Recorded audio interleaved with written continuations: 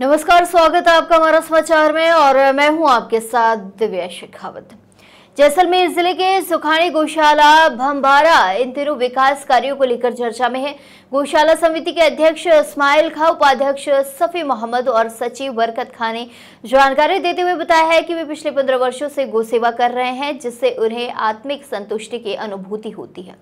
भीषण गर्मी को ध्यान में रखते हुए गौशाला में गोदाम एवं शेड का निर्माण कार्य करवाया गया है, जिससे गौमाताओं को गर्मी से राहत मिल सके। इस्माइल खान ने बताया है कि यह गौशाला गोचर भूमि पर स्थित है, इसलिए उन्होंने सरकार से भूमि का पट्टा जारी करने की मांग की है।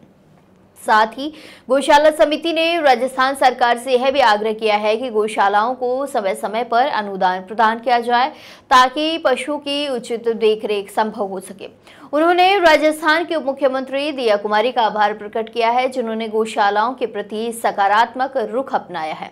वहीं गांव के गो भक्तों का निरंतर सहयोग मिलता रहा है। इसी के साथ समिति ने मुख्यमंत्री भजनलाल शर्मा से अपील की है कि पूर्ववर्ती कांग्रेस सरकार में मिलने वाले अनुदान यानी कि 9 माह का जो अनुदान मिल रहा था उसे बढ़ाकर 12 माह का किया जाए, जिससे गौशालाओं का संचालन पूरे वर्ष भर संभव हो सके। जैसलमेर से संवाददाता किशन सोलंकी की रिपोर्ट, आइए आपको दिखाते हैं। अध्यक्ष भी है गौशाला के और पेशे से वकील भी है, तो इनसे जानकारी लेंगे कि ग्राम पंचायत की और गौशाला की क्या स्थिति है। तो चेयरमैन साहब नमस्कार। नमस्कार। हमारे चैनल में सबसे पहले आपका स्वागत है। बिल्कुल सर, धन्यवाद। तो सर, जैसे अपनी जो गौशाला है उसके अंदर आप आज एक चेयरमैन का पद है आपका और गौशाला चला रहे हैं काफ़ी लंबे समय से, तो इसका रजिस्ट्रेशन कब से हुआ है, कब से आप इसमें सेवाएँ दे रहे हैं? जी सर, ये 2010 से मेरी गौशाला है। बिल्कुल। और गायों की सेवा कर रहा हूँ। बिल्कुल। बाकी ठीक है, हमारी गाय पे, पशुपालन पे, मवेशी पर ही हमारा धंधा है। सबसे हम निर्भर, हमारी कौम पूरी भी यहाँ जैसलमेर धरातल स्तर पर बिल्कुल हमारी सब मवेशी और पशु दूध व्यापार पर ही हमारी कौम चलती है। बिल्कुल ठीक है। अब गाय हैं हमारी परंपराओं से गाय हमारे परिवार की है। जैसे एक ही परिवार के पास 100 200 गाय भी है। तो हम उस गाय के प्रति हमारा लक्ष्य है, लेकिन हम अनुदान पर निर्भर नहीं है, लेकिन यहाँ के वातावरण पर निर्भर है, मवेशी पर।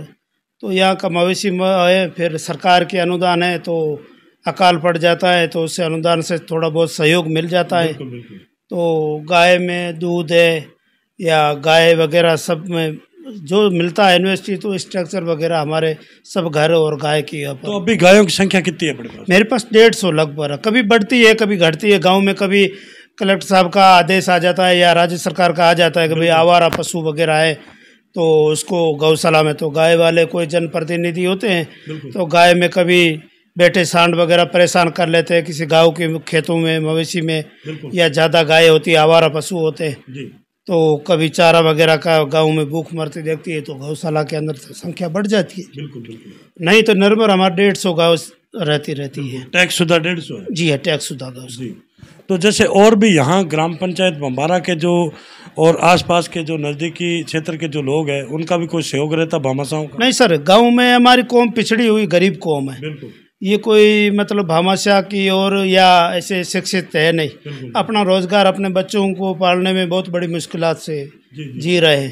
तो गौशाला को देने में है नहीं। लेकिन यहाँ मेरे पड़ोसी अदर कास्ट कौम खूब है, राजपूत है वगैरह है, तो ये मेरे को बाहर से 2-3 लोगों ने मेरे को अनुदान में, डोनेशन में बड़ी बड़ी कंपनियों से जरूर सहयोग करवाया है। तो उस सहयोग से हमारा ज़्यादा चारा वगैरह महंगा रहता है, 1000-1200 रुपये क्विंटल रहता है, तो उसमें मेरे को सहयोग लग गया। तो सरकार में भी 2010 से मेरा रजिस्ट्रेशन है, लेकिन मेरे को अनुदान में श्रेणी में 2018-17 से जुड़ा हूँ। उसमें से 2 साल 1.5 साल मिला, फिर कोई बीच में मिला नहीं। कभी कमी पेशी स्ट्रक्चर में आ गई या कभी चारा पानी व्यवस्था में आ गई, तो इस वजह से कहीं अनुदान से अपात्र भी हो गई। कभी पात्र में संख्या में जो रूटीन होता है सिस्टम से चलती है, तो जांचें तो कलेक्टर साहब के प्रशासनिक संयुक्त जांचें होती है, तो उसमें कभी आ जाता है तो अनुदान ऑटोमेटिक मिल जाता है, तो हमारे को सहयोग जरूर मिलता है। बाकी अभी तो अब की बार मिला कि नहीं मिला? अभी 1.5 साल से मुझे नहीं मिला है, लेकिन अभी जांचें निरीक्षण जांचें तो हुई है, लेकिन इसमें से डिस्ट्रिक्ट में पूरे गौशालाओं के खिलाफ एक माहौल खराब बना रखा है। तो उसमें काफ़ी लोगों के हमारे एक कौम के प्रति है, तो भगवान जाने वैसे उसमें से जरूर ऊंच नीच के या कोई भी ऐसी वातावरण में हमारे गौशाला काफ़ी कट गई है। तो उसी में भी अगर मेरा नंबर है तो मुझे पता नहीं, मैंने ऑफिस से पता नहीं किया है, लेकिन अब ऑफिस में आगे अनुदान की अगर पात्र में है तो मेरे को भी आदेश मिल जाएगा कि भाई आपकी पात्र में है तो आप बिल वाउचर पेश कीजिए, तो हम पेश कर देंगे। नहीं तो फिर वैसे ही हमारा गवाड़ा है, हम हैं, और अभी भगवान के मालिक से हरा चारा है। तो अभी कितने कर्मचारी हैं आपके पास? मेरे पास 2 कर्मचारी हैं। एक कर्मचारी का मिनिमम 20,000 रुपये है, खाना खर्चा 25,000 का पड़ जाता है। 2 कर्मचारी 50,000 रुपये महीने का है। तो उसमें इधर दूध दे दा ऐसे डोनेशन में कैसे भी करके किसी भामाशाह को हिंदू भाई बहुत सहयोग करते हैं मेरे को।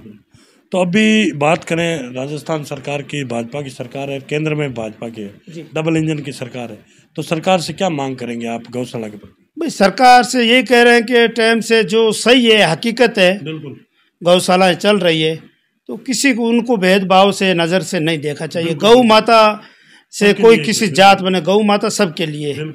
गौ माता कोई अपने धर्म से जोड़ दिए लेकिन धर्म से नहीं है। ये एक मानवता और एक इंसानी के पैदाइश के साथ ही मवेशी और पशु है।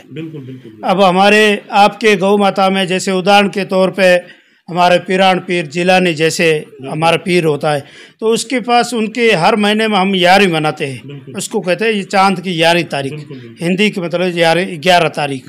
तो उसको हम गाय का दूध की हमेशा दूध और खिरनी करके पीते हैं, तो क्यों वो गाय उनके पास थी।